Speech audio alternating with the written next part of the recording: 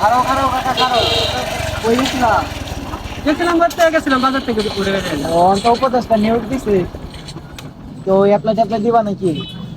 উপদেশটা নিয়োগ দিছি আপনার দিতাম বাবার এই যে হয় যে বর্তমান সময় এই বর্তমান সময়ের মধ্যে মানে আমি পুরো দলের পক্ষে কথা কইতাছি না, এখানে দুইটা দলে মনে করা ইয়ে আছে, হিরো আলম একবারে হিরো আলমের মতো খারাপ যদি এর মধ্যে যে অ্যাপ্লাই করে তাহলে আমরা কি অ্যাপ্লাইটা করবো? আমি এনে মনে করো দুইটা দলই আছে, এই দুইটা দলে একটা হলো আওয়ামী লীগ আর একটা হলো বিএনপি, এই দুইটা দলই আছে। মানে এই দুইটা দলের মধ্যে হয়তো আজকে নির্বাচন হোক কালকে নির্বাচন হোক মানে ক্ষমতা তো একটা যাইবো তাই তো না?